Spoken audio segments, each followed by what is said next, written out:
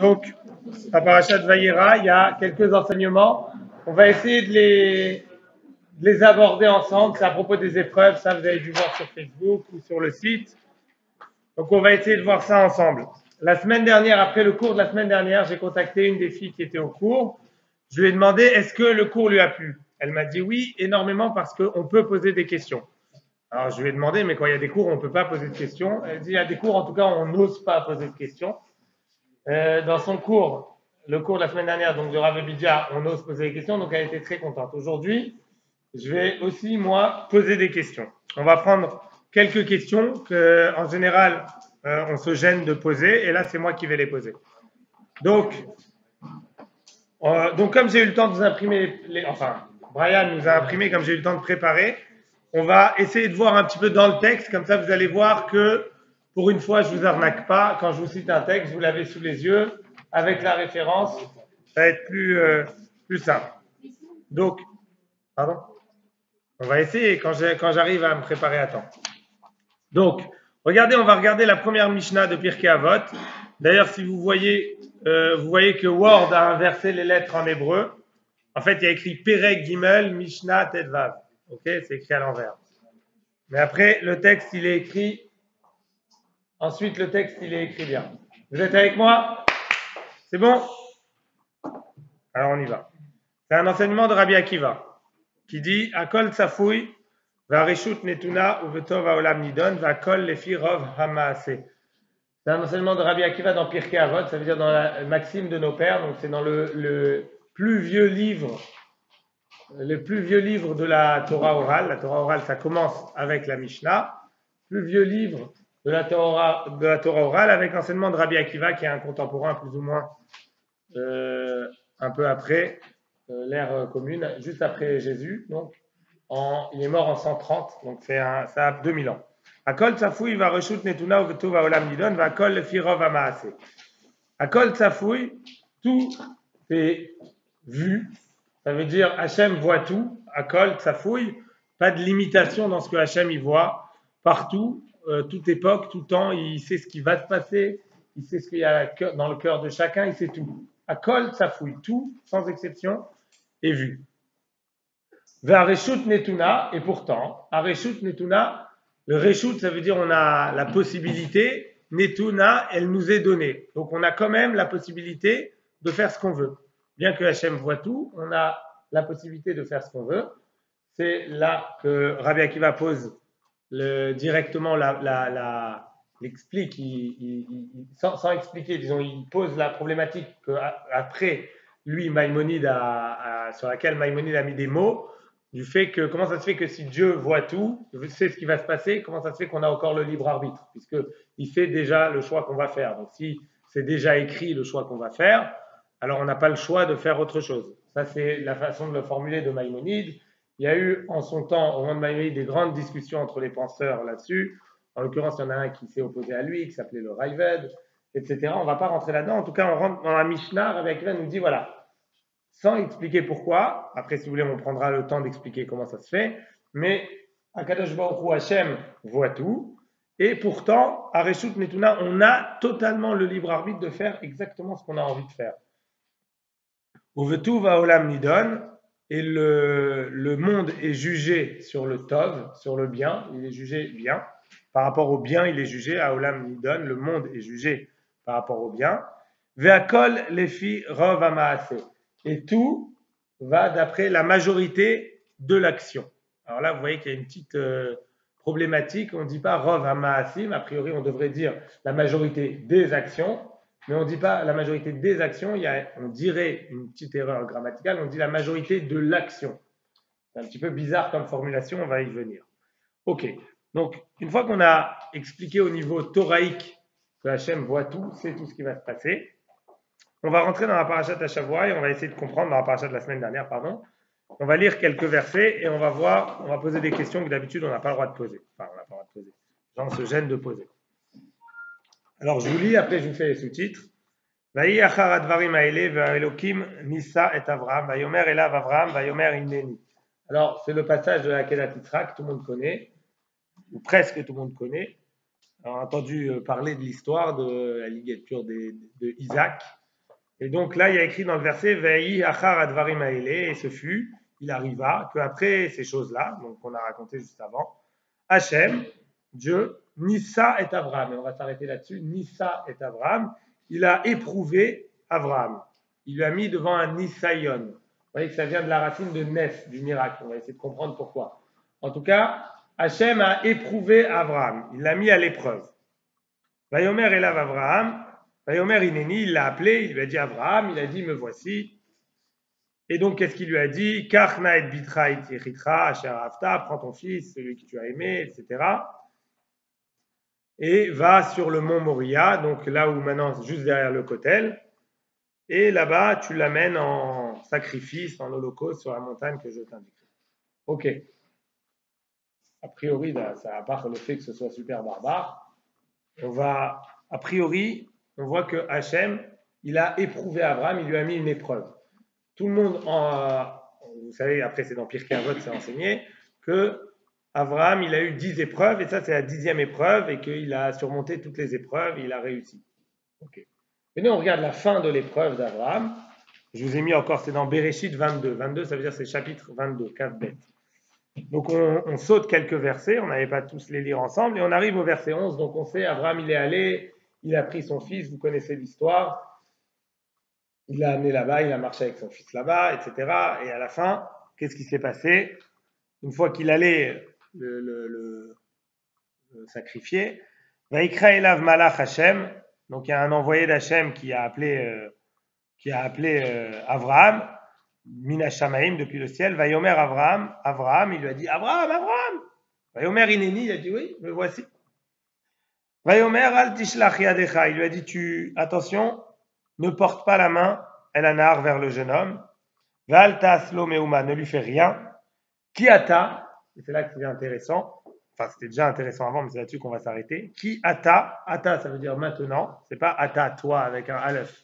C'est ata avec un aïn, ça veut dire maintenant. Ki ata yadati, parce que maintenant je sais, ça y est.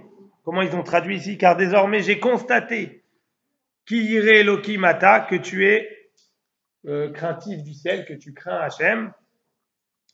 Velo chasarta et bincha yedicha, tu m'as pas refusé ton fils unique à moi. Donc Hachem il lui dit, c'est bon, maintenant je sais que tu m'as pas refusé ton fils, tu es allé jusque là, tu as réussi l'épreuve, c'est bon, arrête-toi là. Après il lui a envoyé une bête pour faire un shrita qui concrétise ça, mais il lui a demandé ne fais rien au jeune homme. Ok. Donc là, ça a l'air, quand on voit ça a l'air, surtout avec le terme Kiata Yadati, maintenant je sais, Yadati, la Da'at, ça veut dire savoir. Maintenant je sais, ça veut dire qu'avant je savais pas. Et donc a priori, quand on lit le verset comme ça, on a l'impression que ça veut dire quoi? Que Hachem, il voulait faire un test à Abraham. Et on va voir alors comment ça donne. Je te fais un test et on va voir est-ce que, entre guillemets, tu tombes dans le panneau ou est-ce que tu suis le chemin que je t'ai demandé de suivre? Ça a l'air comme ça des versets. Pourtant, on a dit, c'est pour ça qu'on a introduit avec ça la Mishnah, Akol Safouille. Il y a écrit Akol Safouille, tout est vu par Hachem. Donc en fait, Hachem, il savait très bien qu'il allait réussir le test. Donc s'il savait très bien qu'il allait réussir le test, je pose deux questions. Premièrement, alors quel intérêt de faire le test? S'il savait très bien que ça allait marcher. Deuxième question, pourquoi c'est écrit dans le texte, c'est écrit le contraire, il y a écrit Kiata, Yadati. Maintenant, je sais. Sous-entendu, avant, je ne savais pas. C'est maintenant que je sais, parce que tu es allé jusque-là. Sinon, il me manquait ce savoir. Ok, vous êtes avec moi sur les deux questions? Qu'est-ce que vous proposez? Abraham, il avait son libre arbitre jusqu'au dernier moment, il aurait pu suivre un autre chemin. Alors, donc Hachem ne savait pas. Il savait, mais il y a une autre opportunité. Il y avait deux voies possibles. Dans les deux voies, il savait. Mais comment il peut savoir les deux voies? Il y a deux voies possibles. Je sais les deux voies. Donc je ne sais pas, c'est l'un ou l'autre. Allez, on vous écoute, proposez. Pour le convaincre, pour que lui-même prenne conscience que... Mais pourtant, il y a écrit Kiata, Yadati, c'est Hachem qui parle. Maintenant, je sais. Quoi? Je sais qu'Abraham a pris conscience, mais c'est pas ça qu'il y a écrit. Ouais. Très bien. Il y a aussi il dit pas qu'il y a ta. Je sais. Il dit je sais au passé. Il y a dati, c'est le passé. Maintenant, je savais. Ça va dans le sens de dire qu'il savait déjà depuis avant. Mais alors, quel rapport? Pourquoi maintenant? Kiata. Il y a quand même écrit Kiata. Oui, mais non, d'accord. Mais ça, là, ce qu'on veut dire à la 10e, on est arrivé au pic du sommet de la montagne. Abraham, c'est ça que je sais. Ouais. D'autres propositions? Kiata Yadati. Pourtant, vous avez lu ça à la Torah ce Shabbat, vous vous êtes posé déjà la question. Et vous vous êtes répondu comment? Pour que Abraham comprenne lui que. D'accord, c'est ce qu'elle a dit Hannah. Pour que lui, mais il n'y a pas écrit pour que Abraham comprenne, il n'y a pas écrit que Abraham maintenant a compris. Il y a écrit Kiata Yadati. Il lui a dit quoi? Il lui a dit j'ai compris que tu as compris. Oui, mais il le savait déjà. Alors, pourquoi il dit je sais? D'abord, pourquoi il fait le test? Première question. Pourquoi il fait le test? Si le but du test, c'est de vérifier est-ce qu'Abraham est craintif du ciel et va suivre la voie, il le sait déjà, donc aucun intérêt. Ça c'est écrit dans la Mishnah, à Kol Safoui. Il le sait déjà. Et deuxième problématique, pourquoi c'est écrit dans le texte? Imaginons que ce n'était pas écrit dans le texte qui ata yadati. Ok, alors on va dire, alors le test, il a un autre sens que celui-là. Ça a l'air de faire un test pour voir est-ce qu'il va le faire. Alors, forcément, c'est pas ça. Et pourtant, il y a écrit Kiata Yadati. Il y a écrit, c'est maintenant je sais. Maintenant, textuellement, je savais, mais pourquoi maintenant? Pour qui sache? Pour qu'Abraham sache?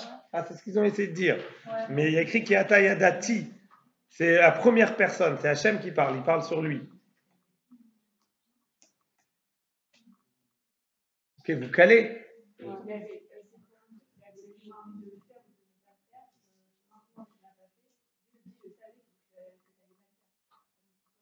Qui ata? Mais pourquoi il y a écrit qui ata?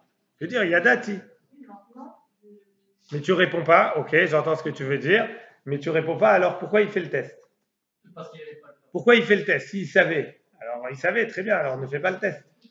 Alors on peut dire pour que Abraham lui-même sache qu'il en est capable, mais ça on répond pas quel intérêt. Et si c'est ça, alors à ce moment-là, Dieu, puisqu'il parle avec lui, il va lui dire, tu sais quoi, t'en es capable. C'est bon, on a évité plein de tsukim, on a évité plein de galères et plein de flippades d'Abraham parce qu'il a dû quand même baliser à un moment. Quoi. Ouais.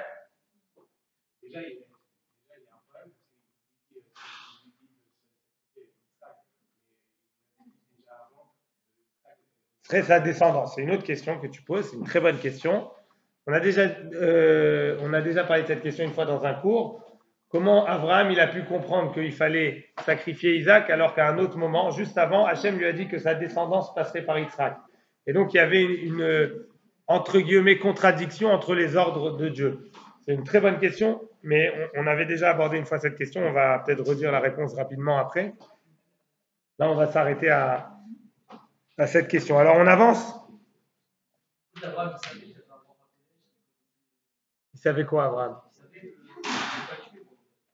Il savait qu'il n'y avait pas besoin de le tuer. Alors, s'il savait qu'il n'y avait pas besoin de le tuer, c'est un faux test. Là, c'est une embrouille. Qui? Oui, mais Hachem, il y a écrit qui ata, maintenant. Maintenant, je savais, mais pourquoi maintenant? Si je savais, maintenant je sais.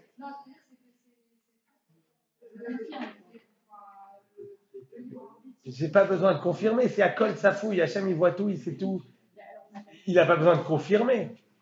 Dans ce cas-là aussi, on dit chaque personne, pourquoi il envoie les épreuves, il sait ce qu'on va faire ou pas. C'est la question que je pose, c'est exactement ça la question que je pose. On a besoin parce que pour nous-mêmes, c'est pas pour Dieu, Dieu il sait ce qui va se passer, mais nous on a besoin d'évoluer, c'est les épreuves qui nous font. Alors, mais pourquoi il y a écrit Kiata Yadati? Maintenant je sais. Yadati dans le sens, en guillemets, ça ne fait que confirmer mes espérances. Ça fait que confirmer. Pas besoin de me dire, ça fait que confirmer. Kiata Yadati, ça veut dire que je sais, je savais pas. Quoi? Il n'y a pas de destin. Quel destin tu parles? Évidemment, on va faire varier la vie en fonction de nos choix. Quoi alors? Justement, si par exemple, Ouais. Je t'entends pas, Brian. ah d'accord, je savais pas qui était. Si une personne a fait Tchouva aujourd'hui, ce qui est prévu pour lui va évoluer. Donc en fait, en quelque sorte, Hachem, c'est le nouveau parcours de la personne. Il sait le nouveau parcours. J'ai du mal à comprendre. En fonction du choix de la Ça veut dire il savait un truc, mais finalement il change son savoir. Ça ne matche pas trop. Regardez, on va passer vraiment 2 minutes. C'est très compliqué d'aborder la problématique entre le fait que Hachem il sache et le fait qu'on ait le libre arbitre. On va quand même l'aborder très rapidement pour pouvoir avancer. Alors, si un être humain fait de chair et de sang, il sait ce qu'on va choisir, clairement, ça nous enlève le libre arbitre. On n'a plus de libre arbitre parce qu'il sait. Et ça ne sert à rien de me dire non, mais il sait, mais comme moi je ne sais pas, alors j'ai libre arbitre. Mais j'ai pas. S'il sait, c'est que c'est déjà écrit. C'est déjà écrit, je ne peux pas faire autre chose s'il le sait déjà. Mais ça, c'est pour un savoir d'être humain. C'est pour ça qu'on a du mal à comprendre. Parce qu'en tant qu'être humain, c'est un être humain, c'est vraiment ce que je vais choisir, ça m'enlève le choix. Ça veut dire que je n'ai pas le choix. Mais Akadosh Baruch Hu, Hachem n'est pas soumis au temps. C'est pas que Hachem il sait ce qu'on va choisir, c'est que Hachem il n'est pas soumis au temps. Il ne sait pas ce qu'on va choisir. C'est déjà arrivé pour lui. C'est même pas déjà arrivé, c'est même pas un instant. On ne peut pas dire que c'est un seul instant toute l'histoire, puisque il n'est pas soumis au temps. Hachem c'est lui qui a créé le temps. Donc il est en dehors du temps. Donc c'est pas qu'il sait ce que je vais choisir. Il ne sait pas ce que je vais choisir. C'est pas vrai qu'il sait ce que je vais choisir. Pour lui c'est une seule image. Alors on a beaucoup de mal à comprendre ce que ça veut dire parce que pour nous les êtres humains, tout sans exception n'est forcément que lié au temps. C'est soit passé, soit présent, soit futur. Mais il faut s'imaginer, essayer, il faut s'imaginer que Hachem il est en dehors du temps, il n'est pas soumis au temps. Donc son savoir de ce qu'on va choisir n'influence absolument pas sur notre libre arbitre. C'est un sujet très profond et c'est très dur de l'aborder en 2 minutes, mais juste, on n'a pas besoin de revenir là-dessus, de se redire que s'il savait, alors à ce moment-là, on n'a plus le libre arbitre. Ok? Alors venez, on va voir un petit peu sur le terme Yadati. Yadati, je vous l'ai traduit par je savais, parce que c'est comme ça que ça se traduit, mais on va voir qu'il y a un autre sens aussi au mot la date. On va sauter Teilim, on va passer direct. Alors, on va passer direct. Est-ce que je l'ai mis ici? Ouais, vous tournez la feuille et vous allez directement à Bereshit 18. Ok, c'est dans la même paracha. Ce qui se passe, c'est quand Hachem, il envoie des émissaires à Abraham. Il y a 3 malachim qui viennent pour détruire les villes de Sodome et Gomorrhe.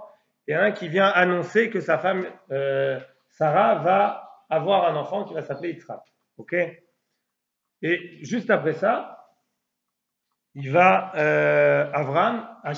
va dire il faut que je mette quand même au courant Abraham de ce qui va se passer. Il y en a qui vont aller détruire, il y en a un qui va sauver son neveu Lot qui est dans la ville là-bas, et il y en a un qui va détruire la ville. Il faut que je lui dise. Donc c'est écrit comme ça. Hachem Amar Amechase Ani Me Avraham Asher Ani Ose. Est-ce que moi je vais me taire de ce que je vais faire à Abraham? Pourtant, Abraham Hayo yé legol gadol vatsum venivrechu bokol goyar atzot. Abraham ne doit-il pas devenir une nation grande et puissante et cause de bonheur pour toutes les nations de la terre? Et là, regardez, qui yadativ leman asher etzavet et banav et beto acharav. Qui est dative? Alors là, c'est la traduction que j'ai prise sur Internet, hein. Mais on a le même mot, la da'at. Qui yadativ? Car a priori, yadativ, je savais. Alors lui, là, ici, c'est traduit par si je l'ai distingué.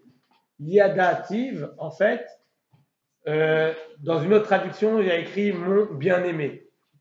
Alors, on va essayer de voir ce que ça veut dire là, yadativ. Pour ça, vous descendez à la référence d'en dessous, encore, et vous voyez, et là, c'est très très clair, c'est l'histoire de Adam et Chava, Adam et Ève. Il y a écrit V'Adam yada et Chava. Et Abraham yada et Chava. Ça veut dire quoi, Abraham yada et Chava? Allez-y, yada, il a connu Chava. Ça veut dire quoi, il a connu? Sans faire de dessin, dites-moi juste. Adam yada et Chava, ok, il a eu un rapport avec Chava, il l'a connu a eu un rapport charnel avec Rava. Okay, il l'a connu. Okay, on garde les termes, jolis termes. Mais en tout cas, on voit que quoi, la da'at, le terme yodéa en hébreu, ça peut vouloir dire un lien d'amour. Donc le kiyadativ de Hachem et Abraham, Hachem il dit kiyadativ. On s'aime avec Abraham, on a un lien très fort entre les deux, donc je ne peux pas lui cacher quelque chose. Donc on voit que la da'at, ça peut avoir un sens dans la Torah de lien fusionnel fort entre deux êtres ou entre Hachem et un être. En tout cas, c'est un lien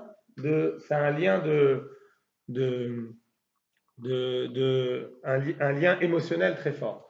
D'ailleurs, je suis sûr que c'est pris d'ici. Vous avez tous déjà vu, je pense, un film américain. Alors, je ne sais pas le nom parce que je crois que dans pratiquement tous les films américains qui sont un petit peu cucul à praline, c'est un petit peu comme ça. Comment, dans un film américain, la femme, elle est pas contente parce qu'elle se sent pas aimée. Oh là là, il m'aime pas. Le beau gosse riche, il m'aime pas, c'est terrible. Et lui, il veut prouver qu'il l'aime. Qu'est-ce qu'il fait? Là, alors il court derrière elle. Je suis pas allé à ce niveau-là du film, mais avant ça, quand il lui parle. Pour l'instant, on n'est qu'au niveau. Elle n'est pas encore partie à l'aéroport, il lui court après. On n'en est pas encore là dans le film. On est au début. On est juste quand il est dans le café avec elle et il veut lui prouver qu'il l'aime. Qu'est-ce qu'il fait? Mais non, purée, vous n'avez pas vu un film américain?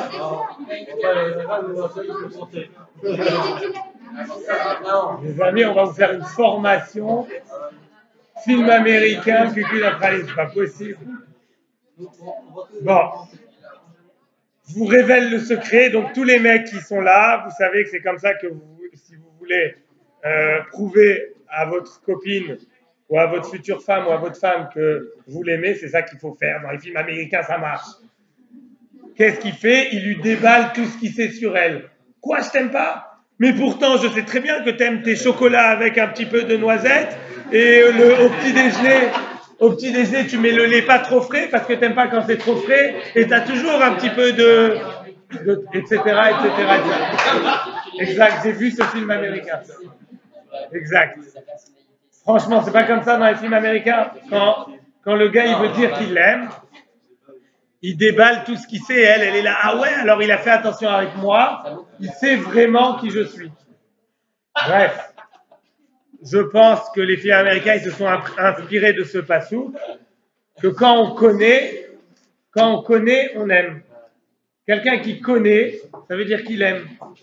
On ne peut pas aimer sans connaître et on ne peut pas connaître sans s'intéresser à la personne, donc sans aimer la personne. Il y a un lien très fort entre le fait de connaître quelqu'un et le fait d'aimer quelqu'un. Alors, on n'apprend pas que des films américains. On le voit dans le Passouk. Vadam yada et travail shto. Abraham a connu sa femme. Adam a connu sa femme Chava. Ah, d'ailleurs, c'est traduit, j'avais même pas vu, c'était uni à Ève. Ok. Adam a connu. Ki yadativ. Hachem, il parle du lien fort qu'il a avec Abraham, il dit ki yadativ. Ok. Maintenant, on revient à notre problématique.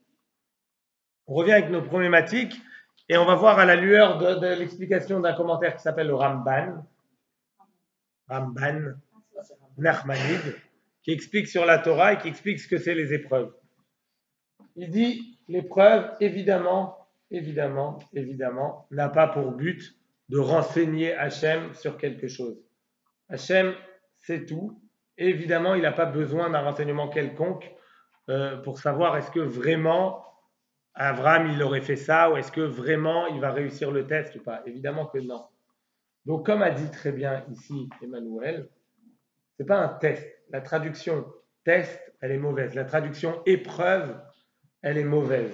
C'est une mauvaise traduction. Alors, on n'a pas d'autre traduction, ni ça, ni sayon. On dit c'est les épreuves. Parce qu'on n'a pas une meilleure traduction. Toute traduction en français, c'est une trahison. Parce qu'on perd forcément quelque chose dans le sens. Un nisayon, c'est quoi dans la Torah? Quand Hachem, il éprouve quelqu'un, c'est pas qu'il l'éprouve. Alors moi, je traduirais plus, il entraîne quelqu'un. C'est un entraînement. Pourquoi? Hachem, il ne veut pas savoir si tu vas réussir. Il veut te mettre dans le contexte pour que tu t'entraînes à le faire, pas pour que savoir si tu vas le faire. Parce que Abraham, il a ça en potentiel. Et le but de l'être humain, il est de révéler, sans jeu de mots avec le slogan de la relève, de révéler son potentiel. C'est ça le but. De le dévoiler, de le mettre, ça s'appelle en hébreu, de passer mais à koach et la poil. Pour l'instant, c'est qu'une force, il faut que ça devienne une action. On passe de la force à l'action. On passe du potentiel au réel. Pour l'instant, Abraham, il a en potentiel la possibilité d'aller à l'extrême dans son amour d'Akadosh Baruch Hu, d'Hachem. Et ça ne suffit pas de l'avoir en potentiel. Il faut l'avoir en réel. Le potentiel, ça ne suffit pas. On va essayer de comprendre pourquoi le potentiel, ça ne suffit pas. Mais Hachem, il entraîne Abraham pour qu'il passe de ce potentiel-là au réel. À tel point que quoi? Qu'à la fin, une fois qu'on lui dit non, mais attention, ne lève pas ta main sur le jeune homme. On a besoin pour passer au réel quand même, il lui amène une bête pour qu'il le fasse. Il aurait pu dire, bon, finalement, tu ne le fais pas. Non, parce que j'ai besoin quand même de faire une action. Il faut que je fasse une action pour passer du potentiel au réel. L'action est primordiale. Je ne peux pas me suffire d'un potentiel exceptionnel. Je dois concrétiser ce potentiel en action. D'ailleurs, je ne l'ai pas imprimé là dans les feuilles, le tout début de la paracha de Vayera, de la semaine dernière, donc celle qui nous intéresse, elle commence par quoi? Elle commence par Abraham, vous savez, juste à la fin de la paracha d'avant, il a eu la Brit Mila à 99 ans, ça doit faire bobo. Ok, donc il est alité, c'est le 3e jour, c'est le plus dur, et il reçoit un hôte de marque et Hachem qui vient le voir. Dieu vient le voir, il vient lui rendre visite. Qu'est-ce qu'il fait Abraham? Ah non, il y a d'abord Hachem qui vient le voir, Dieu, exact, et il lui dit, Dieu, tu sais quoi, je vois 3 étrangers, il faut que j'aille les accueillir, et là il se lève et il court vers eux, tu as raison. Mais il dit à Hachem, et tu sais quoi, alors on dit, Hachem il a envoyé des malachim, c'était 3 Arabes qui passent dans le désert, et des gens qu'il ne connaît pas, mais il a tellement envie de faire la mitzvah de Chesed, que c'est le jour où il a le plus mal, il va se lever, il va courir vers eux pour les accueillir. Alors, a priori, on se dit, bah, c'est bien beau de faire la mitzvah de Chesed, c'est super, mais là, tu es au top niveau spirituel, tu es en train d'accueillir Hachem. Tu ne peux pas avoir un niveau plus élevé spirituellement. Ouais, il dit, mais ça, il n'y a pas d'action. Il n'y a pas d'action là, ça ne va pas me changer. C'est bien beau d'avoir un niveau spirituel exceptionnel, mais ça, c'est du potentiel. Ça ne suffit pas le potentiel. Ça ne suffit pas le potentiel. Donc, il dit à Hachem, ok, maintenant, il y a une action qui se présente à moi, il faut faire l'action. Je ne peux pas me suffire au potentiel. Je ne peux pas me suffire à avoir une âme exceptionnelle.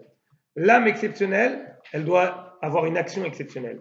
Si elle n'a pas d'action exceptionnelle, alors elle reste en tant qu'âme exceptionnelle et, entre guillemets, ça ne sert à rien. Parce que c'est dans l'action que ça doit se révéler. Entre guillemets, alors moi je ne comprends pas trop dans les concepts de Kabbalah, entre guillemets, mais j'ai lu ça, alors je ne comprends pas vraiment, mais je vous le partage. Il y a quelqu'un qui comprend plus dans les choses profondes, ça va lui dire quelque chose. Entre guillemets, la neshama qu'on a, qui est notre potentiel, qui est le niveau spirituel, elle doit prendre la place dans notre gouffre, dans le matériel. Et elle doit se concrétiser sur terre par le matériel. Vous savez que dans la Torah, dans le judaïsme, on ne se sépare pas du matériel. Ouais, ça c'est le christianisme, de penser qu'il faut se séparer. Les prêtres, ils ne se marient pas parce qu'ils pensent qu'il faut se séparer du matériel pour pouvoir atteindre un niveau spirituel. Dans la Torah, c'est pas comme ça. Dans la Torah, on doit s'attacher au matériel et on doit dévoiler dans le matériel tout ce qu'il y a de spirituel. On doit élever le matériel à un rang supérieur. Et donc, le corps est très important. Mais on doit laisser, entre guillemets, la neshama être au contrôle du corps. Ce potentiel-là exceptionnel, je dois le révéler par mon corps, par des actions. Je ne peux pas le révéler que au niveau potentiel. Ça, c'est bien beau. Ça, c'est des cuicui, les petits oiseaux. Mais tachles, comme on dit en ashkénaze. Tachles, concrètement, qu'est-ce que tu as fait? Ah, tu sais quoi? J'ai eu l'idée de faire un projet comme ça où je vais, techniquement, qu'est-ce que tu as fait? Non, je ne l'ai pas mis en action finalement parce que c'était une galère. Alors, il y a une Mishnah dans Pirkei Avot qui dit Emor mead ve'ose harbe. Parle pas trop, parle peu et agis beaucoup. C'est dans l'action que tu peux révéler ton potentiel. Le potentiel, il peut être exceptionnel chez tout le monde, mais ça ne suffit pas qu'il soit exceptionnel chez tout le monde. il faut le révéler, il faut le concrétiser. D'ailleurs, il y a écrit qu'on peut tous devenir Avraham Avinu. Ça veut dire quoi, on peut tous devenir Avraham Avinu? On peut tous faire un truc comme ça aussi, un truc de malade mental comme ça, de prendre son fils. Non, je ne pense pas qu'on soit tous capables de faire ça. C'est sûr que non, même. On n'est pas tous capables de faire ça. Alors, ça veut dire quoi? On peut tous devenir Avraham Avinu? Non, de la même manière que Avraham Avinu, il a révélé totalement son potentiel, nous aussi on peut révéler totalement notre potentiel. On a un potentiel très différent, peut-être beaucoup moins grand que le sien, mais nous aussi on peut le révéler totalement. Comme lui, on peut devenir Avraham Avinu. On ne peut pas devenir lui, parce que lui c'est lui avec son potentiel, mais on peut devenir nous. Et ça serait dommage de ne pas devenir nous. Et ça serait dommage de devenir quelqu'un d'autre. Ouais. Là, tu parles du principe qu'on a Dieu nous donne des épreuves qui nous entraînent, qu'on va arriver à surmonter ces entraînements. Mais ça se trouve, non, il y a des gens qui échouent. Alors, très bien, très bonne question. On va aborder ça tout de suite. Très très bonne question. Excellente question. Ça me permet d'enchaîner. Excellente question. Alors juste, on termine sur ça parce que il y a plusieurs sortes d'épreuves et c'est ça qu'on va aborder maintenant. Il y a plusieurs sortes d'épreuves. Il y a les épreuves qui sont des entraînements. Quand Hachem nous sait qu'on va réussir ou sait qu'on va échouer, c'est à peu près la même chose. Il y a d'autres sortes d'épreuves. Je ne sais pas si on aura le temps d'aborder ça. Il y a les épreuves qui nous tombent dessus. C'est-à-dire des fois on subit des épreuves, mais là on subit. Il n'y a aucun choix à faire. Il faut bien distinguer ces deux sortes d'épreuves. Tu traverses une épreuve difficile, quelqu'un a perdu un être cher, c'est pas quelque chose où j'ai le choix de réussir ou de rater. On va voir si on a le temps d'aborder ces épreuves-là. Mais en tout cas, lorsque j'ai un choix devant moi, lorsque j'ai un libre arbitre,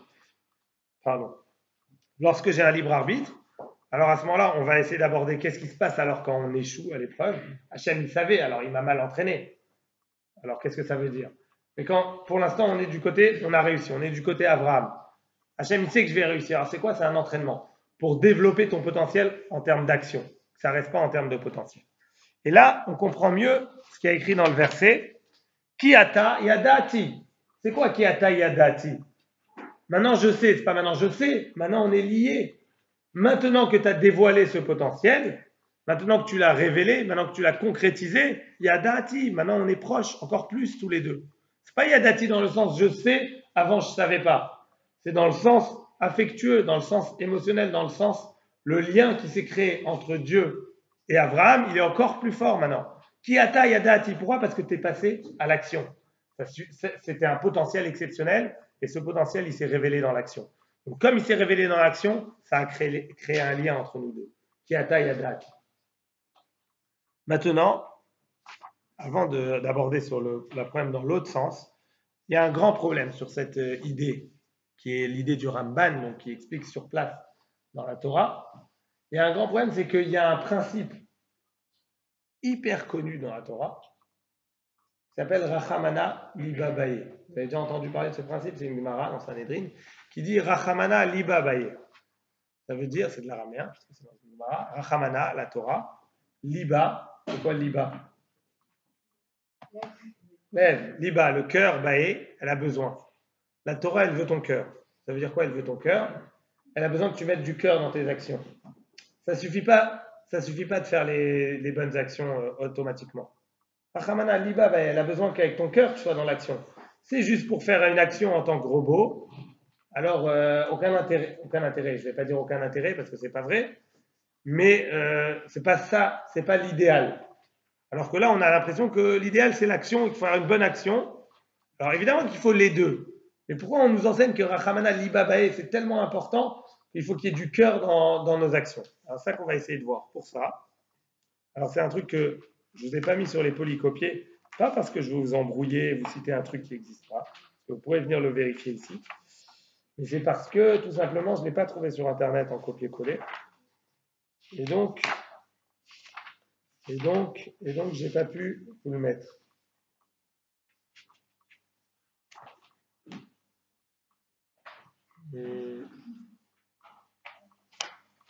Je vais trouver très rapidement, je pense.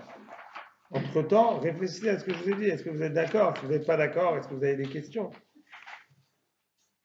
Non? Pas de questions? Je gagne du temps, hein, parce que je ne trouve plus l'endroit. Le marqueur, il s'est enlevé. Alors, il n'y a pas de questions? Non, c'est là où vous avez dit qu'il y a un lien avec Abraham. Comment on pourrait dire que Dieu va avoir le lien entre ce qu'il aimera et son Dieu, que Dieu n'a pas de ressentiment? Il le sait, si c'est tout. Le lien, il s'est créé. Ça veut dire quoi? Il n'a pas de ressentiment, Dieu. Vous dire, il veut voir le lien qu'il avait avec Abraham. Pas, il va voir le lien. Le lien s'est développé entre les deux. Grâce à l'action, le lien s'est développé. Qui a dit il va voir? Quel rapport entre un lien et Quel rapport entre un lien et bon Dieu? Tu dois aimer Hachem, ton Dieu. il le savait que Abraham allait sur le test. Et encore une fois, c'est pour ça que je dis, c'était pas pour savoir est-ce qu'il allait réussir le test, mais c'est pour l'entraîner à le faire, pour qu'il puisse dans l'action le faire. Ça suffit pas. Bien sûr qu'il savait, mais une seconde. Pardon? Oui, il y avait le libre arbitre. Hachem, il sait ce qu'on va choisir. Ouais. Akol Safoui, c'est ce qu'on a dit au début. On a pris du temps là-dessus. Akol Safout. Bien sûr, surtout, il sait, mais on a quand même le libre arbitre. C'est ce qu'on a passé un petit moment au début expliqué. Après, on en discute si tu veux. Ok, alors regardez, je vous le lis.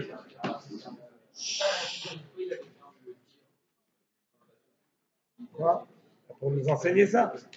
Pour nous enseigner que le lien, il s'est créé comme ça, par l'épreuve. Regardez. Alors, je vous prends. Vous m'écoutez? Regardez, il y a des mitzvot. Donc là, je suis dans le livre qui s'appelle le Sefer HaChinour. Le Sefer HaChinour, textuellement, qui veut dire le Sefer de l'inauguration. Chinour, ça veut dire inauguration, ça veut dire aussi éducation. Mais en fait, c'est le livre qui recense les 613 mitzvot. Okay, on a 613 mitzvot dans la Torah, 613 commandements. On a 248 positifs et 365 négatifs, interdictions. Et il recense tous, numéro 1, numéro 2, numéro 3, dans l'ordre de la Torah. Ok, il y a un moment, alors dans le Sefer HaChinour, il nous recense la mitzvah et il nous fait toute la halakha de la mitzvah. Il nous dit, voilà, c'est pour qui? C'est pour tout le monde, c'est pour toutes les époques, ou pas. Et il nous donne aussi, c'est ça qui est sympa dans le Chinour, une explication de la mitzvah. Quelle est la raison? Pourquoi Hachem il nous a donné ça? Alors regardez ce qu'il nous dit. Alors il y a la mitzvah Yud Gimel, numéro 13. Ok, il y a une mitzvah. Il y a écrit, la raison de cette mitzvah, c'est à propos du Korban Pessah. Le Zecher Nisé Mitzrayim. C'est pour se rappeler des Nissim, des miracles qu'il y a eu à la sortie d'Égypte. La mitzvah d'après, la 14. Chez l'Onecham, il a Pessah, la guerre, la Toshav, on n'a pas le droit de faire manger de l'agneau pascal à un étranger. Pourquoi? Michorché Mitzvazou, pourquoi? Majekatafti, c'est ce que j'ai déjà dit. Les Zecher et Mitzrayim pour se rappeler la sortie d'Égypte. Mitzvah 15. On n'a pas le droit de sortir de la viande du Korban Pessah à l'extérieur à l'extérieur. Michorché Mitzvazou, ça aussi pourquoi? Majekatavnu, c'est ce qu'on a écrit. Les Zecher Nisé Mitzrayim, c'est pour se rappeler des miracles de la sortie d'Égypte. Mitzvah 16, on continue comme ça si vous voulez pendant longtemps. On n'a pas le droit de casser un os du Korban Pessah, de l'agneau pascal. Pourquoi? Michorché Mitzvazou, les Zecher Nisé Mitzrayim. C'est pour se rappeler des Nissim que, oh, combien? Ça fait plein là, on a encore plein. Combien on a besoin de mitzvot? Hey, tu me donnes une mitzvah, je me rappelle les Nissim Mitzrayim. Ça, elle pourra te sortir, elle pourra te donner à manger, elle pourra te casser. Combien il y a besoin de mitzvot pour ça? Et c'est lui-même qui pose la question. À la dernière, il dit non, attendez. Il y a un grand klal, il y a un grand principe. Alors je vais vous le lire. Écoute, alors il le dit comme ça. Ouvre tes oreilles et écoute. Je vais t'apprendre un grand principe. La Torah ou de mitzvot, dans la Torah et dans les mitzvot. Da, sache, qui Adam Nifal Kefi Pelotav. Ça, vous pouvez le prendre. C'est ce que j'ai écrit tout à la fin, mais je l'ai écrit en phonétique. Adam Nifal Kefi Pelotav. C'est un grand principe dans la Torah. Adam Nifal, il s'auto-agit, c'est-à-dire Nifal, il réactionne. Kefi Pelotav en fonction de ses actions. Ça veut dire quoi? Le libo et son cœur. V'chol marshavotav et toutes ses pensées, tamid achre ma'asav she'uose. Elles suivent les actions qu'il va faire. Im tov veira, que ce soit dans le bien ou que ce soit dans le mauvais. Va filou racha, même un mécréant complètement. Dans son cœur, il n'y a que quelque chose de négatif. Im yare rucho ve'asim, s'il fait attention et que d'un coup il commence à agir bien. Même chez le Leshem Shamaim, même de manière intéressée. Pas agir bien parce que d'un coup il a un éveil spirituel, il se dit il faut que je change mes actions. Même de manière intéressée. Il va faire quelque chose de bien parce qu'il y a un intérêt quelque part. Même ça, le fait qu'il agisse bien finalement, ou avec la force de son action, c'est ça qui va casser le côté négatif à l'intérieur de son cœur. Qui a charé à peulot nimshachim alevavot, et ça c'est le principe, parce qu'après les actions, nimshachim alevavot sont attirés les cœurs. Ça veut dire que s'il agit bien, son cœur va suivre. C'est comme quelqu'un, qu'est-ce que vous diriez de quelqu'un il fait la tzedaka, il voit un pauvre, 1 an il n'a rien donné, 2 ans il n'a rien donné, 3 ans, chaque année il passe, il dit tu sais quoi? Non, j'ai rien pour toi, il ne paraît pas. Un jour il a son fils qui tombe gravement malade. Et il commence à avoir la rasra, et puis à ce moment-là, quand il apprend ça, il y a quelqu'un qui vient. Quelqu'un qui vient le même, ça fait 5 ans qu'il l'envoie balader, il lui fait un chèque, et il se dit, ça peut-être ça va aider, par le mérite de ça, je vais peut-être avoir mon fils qui guérit. Et on dit, oh, pendant 5 ans tu ne l'as pas donné, maintenant tu es intéressé parce que d'un coup, tu commences à flipper. Il y a écrit dans le Talmud, c'est un tzaddik gamour. Ça, c'est quelqu'un d'exceptionnel. Enfin, exceptionnel. C'est quelqu'un qui a fait une bonne action. Pourquoi? Parce que tu agis bien. Tu n'as pas besoin de chercher maintenant toutes les raisons qui t'ont fait agir bien. Techniquement, tu as agi bien. Après tes actions, après ton cœur, il va suivre. Si tu continues à agir bien, ton cœur, il va suivre. Maintenant, attention, j'attends la question. Il y a un tnaï à ça, il y a une condition à ça. Parce que si c'était vrai ce principe tout le temps, eh ben, les mecs qui sortent de prison, pendant 20 ans, on les a enfermés, on les a obligés à agir bien. Ils n'ont jamais fait quelque chose de négatif. Enfin, jamais. En tout cas, ils n'ont pas pu continuer à violer, pas pu continuer à voler, pas pu continuer. Quand ils sortaient de prison, ils auraient dû être leur cœur qui suit truc. Ça ne marche pas. Pourquoi ça ne marche pas là? Parce que ce principe-là est vrai al tnaï, avec une condition. C'est que tu as envie que ton cœur suive. Il y a une condition, il y a la volonté. Sans la volonté, ça ne peut pas marcher. Mais si tu as la volonté que ton cœur il suive tes actions, alors c'est presque magique.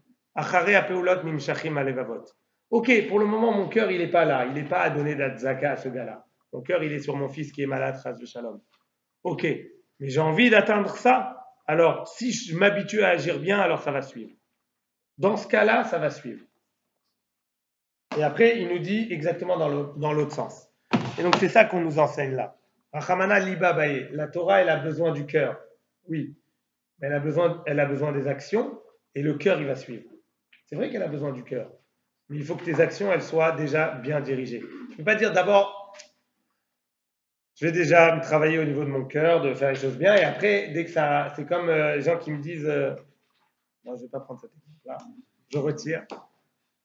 Les gens peuvent se sentir visés, ça serait grave. Mais il y a des gens qui sont sûrs que. Je ne vais pas prendre d'exemple, je vais prendre un exemple générique. Il y a des gens qui sont sûrs que. Voilà, je vais prendre un exemple dans un truc qui n'a pas de rapport avec la Torah. Dans 2 mois, j'arrête de fumer. D'abord, je me travaille, je me fais bien le travail de me dire je ne suis plus fumeur, machin, et à quel point c'est important. Et dans 2 mois, tac, ou demain, j'arrête de fumer. C'est toujours demain, j'arrête de fumer. Tu as envie d'arrêter de fumer, t'arrêtes, ça y est, maintenant. Je ne dis pas que c'est facile. À partir de maintenant, tu commences quelque chose, tu réduis une cigarette. Tu en fumes 20, tu passes à 19,5. Je ne sais pas, à 19 3/4. Peu importe, mais tu commences déjà une action. Ça peut suivre si dans les actions ça suit. Tu ne peux pas te transformer qu'en changeant sur le cœur. Ce n'est pas possible. Et donc, ce que Akadosh Baruch Hu il fait là à Abraham, c'est un Hachem. Après, une fois, j'ai donné ce cours-là, je l'ai donné Shabbat à la synagogue. C'est pour ça que j'avais déjà les polycopiers. Je me suis préparé à l'avance. À la synagogue, ils m'ont demandé de faire un cours. J'ai fait là-dessus. Et à la fin, il y a quelqu'un qui m'a dit, mais en fait, Dieu, c'est un coach sportif, en fait. Alors, sportif, je ne dirais pas, mais c'est un coach. Ça veut dire qu'il t'entraîne. Il est là pour t'entraîner. Alors, c'est vrai qu'il sait que tu vas réussir, mais ce n'est pas pour lui, ce n'est pas pour savoir. C'est parce qu'il a envie que tu concrétises le potentiel que tu as. Alors, il va te mettre une épreuve. Alors, ce n'est pas une épreuve. C'est plus une preuve. C'est même pas un obstacle. C'est un entraînement. L'exemple que j'avais donné là-bas, c'est ça. C'est, imaginons, vous êtes général d'armée. Général d'armée. Vous savez, dans 2 mois, il faut commencer à se battre. Alors, il y a deux possibilités. Vous allez voir vos soldats et vous leur dites, les mecs, dans 2 mois, ça va être la guerre, un truc de malade. Donc, vous savez quoi? Rentrez chez vous, reposez-vous bien. Passez du bon temps. Reposez-vous, dormez bien pour prendre des forces, etc. Ok, celui-là, ce général d'armée, je donne pas cher de sa guerre. Un vrai gars, comment il va faire? Il va prendre les gars et il va leur faire des trucs de ouf. Il va les faire de la muscu, il va leur faire courir, il va leur faire supporter un froid de malade, après il va leur faire, etc. C'est comme ça l'entraînement. Parce que le corps, il a besoin de se développer. C'est exactement pareil au niveau de la neshama. Elle a besoin de se développer, elle a besoin d'un entraînement. Le muscle, si tu ne le travailles pas, s'il ne travaille pas, il se ramollit et il devient moins fort. S'il a subi des épreuves, eh ben, il devient de plus en plus fort. Mon père, il nous disait quand j'étais petit, parce que mon père, bon, ceux qui ont déjà voyagé avec moi, ils savent, quand il y a un micro et quand il y a un quart, que je raconte des énigmes au micro, pratiquement à tout le monde. Sauf ceux qui sont vraiment sages, alors là, je suis gentil avec eux, je ne leur fais pas. Mais sinon, je leur fais des énigmes. J'ai grandi sur les énigmes. Chez nous, Shabbat, on faisait plein d'énigmes. Et même quand mon père il m'envoyait acheter une baguette de pain, enfin, on achetait 5 baguettes de pain, pas une. Quand on achetait 5 baguettes de pain, quand il m'envoyait, il me donnait une énigme et il me disait, tu reviens avec la réponse. Tu reviens avec 5 baguettes et la réponse. Et il me disait toujours, le cerveau, c'est un muscle. C'est comme les autres muscles. Si tu ne le travailles pas, il va se ramollir. Tu as besoin de l'avoir toujours en train de travailler. Tu n'as pas besoin de te reposer maintenant le muscle du cerveau. Travaille, réfléchis. Tu as besoin de réfléchir. Il faut que tu réfléchisses. C'est ça qui va l'entraîner. Hachem, c'est un coach. Il nous entraîne. Maintenant, comment ça se passe quand il sait qu'on va échouer? C'est la grande question. Comment ça se passe quand il sait qu'on va échouer? C'est vrai que certaines épreuves, il sait qu'on va échouer. Certaines épreuves, on n'arrive pas à sortir vainqueur. Alors, j'ai pas mis non plus là dans les photocopiés, mais il y a une histoire que vous avez sûrement déjà lue dans The Bible, The Holy Bible. Ok, dans tous les hôtels, vous avez ça. Vous lisez au moment de l'histoire de Yehuda et Tamar. Judas, et Tamar. Vous savez ce qui s'est passé? Judas, il avait plusieurs enfants qui sont mariés avec Tamar. Les enfants, ils sont morts. Finalement, il n'a pas voulu. Bref, elle s'est déguisée en prostituée et il a eu un rapport avec elle. Ok, il lui a laissé en gage son bâton, etc. Elle est tombée enceinte et lui, il était responsable du Sanhedrin, c'est-à-dire Rosh Sanhedrin, le chef du tribunal. Et on lui amène, regarde, celle-là, elle est tombée enceinte alors qu'elle n'est pas mariée. Qu'est-ce qu'on fait? Elle dit, moi je suis enceinte du gars à qui ils sont ce bâton. Donc il sait que c'est lui.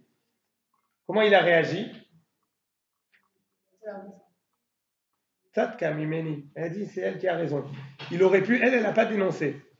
Il aurait très bien pu dire, vous savez quoi, il faut la punir et on va la punir. Non, il n'a pas dit ça. Il a dit Tzadka mimeni, c'est elle qui a raison. Quand lui, je ne vous ai pas fait toute l'histoire, je ne voulais pas vous spoiler pour ceux qui n'ont pas lu encore, vous pouvez aller lire, mais lui, il ne savait pas que c'était sa bru quand il est avec elle. Elle était déguisée en prostituée, même après, quand elle est arrivée enceinte au tribunal, il ne savait pas que c'était elle. D'accord? Il ne savait pas que c'était... Bon, je ne vais pas tout raconter ici, mais en tout cas, il a dit Tzadka mimeni. Alors, les commentateurs, ils nous expliquent qu'au moment où il est allé avec elle, il n'avait pas de libre arbitre. L'épreuve, elle était trop difficile pour lui. Il n'y avait pas de libre arbitre. Il y a un malard qui est venu qui l'a obligé d'aller. L'épreuve, elle est où? Des fois, l'épreuve, elle se situe après. Il est là maintenant devant le tribunal, qu'est-ce qu'il va faire? Il va avoir trop honte et du coup, il va l'envoyer, elle, à l'échafaud, ou il va comprendre que c'est maintenant que se joue l'épreuve et que maintenant, il peut en sortir grandi. Et il a dit, Tzadka mimeni, il s'est tapé la teon nationale. Mais c'est pas grave. C'était ça l'épreuve et il l'a réussi. Des fois, l'épreuve, elle ne se situe pas là où on pense. On ne sait pas quand est-ce que c'est une épreuve, quand est-ce que ce n'est pas une épreuve. Il y a des choses sur lesquelles on ne peut pas se dominer. Il y a d'autres où on peut. On ne sait pas quand est-ce que oui, quand est-ce que non. En tout cas, quand on n'a pas réussi, on doit se dire que l'épreuve, elle vient. C'est celle qui arrive. Maintenant, comment je réagis avec ça? J'ai raté. Qu'est-ce que j'en fais? Le texte, il nous dit Sheva Ipol Tzadik Vekam. 7 fois le juste, il tombe, mais le Kam, il se relève, sans jeu de mots. C'est là que se joue l'épreuve.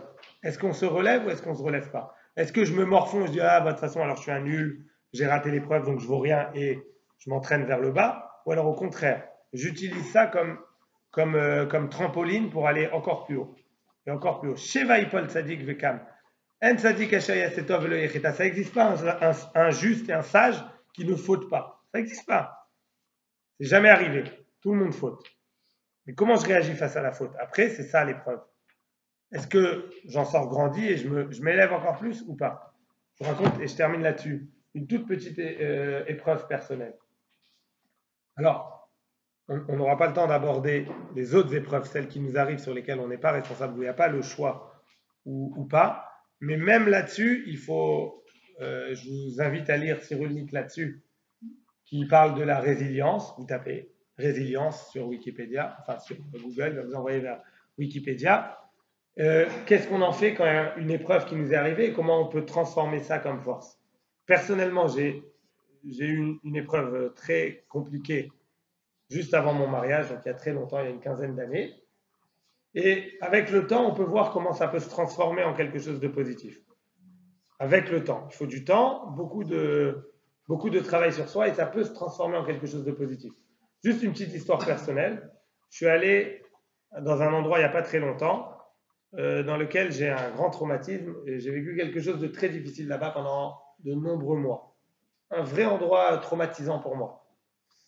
Et je suis arrivé là-bas, c'était la semaine dernière, sérieusement, je suis arrivé là-bas et j'ai senti une joie intense à arriver là-bas.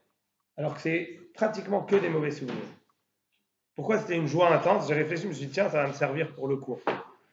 Pourquoi une joie intense? Parce que c'était une très lourde épreuve, très difficile épreuve que j'ai surmontée. J'en suis sorti vainqueur. Comme je l'ai surmontée, après, c'est une joie exceptionnelle. Tu dis, purée, c'était ça l'épreuve, bah, finalement c'était faisable.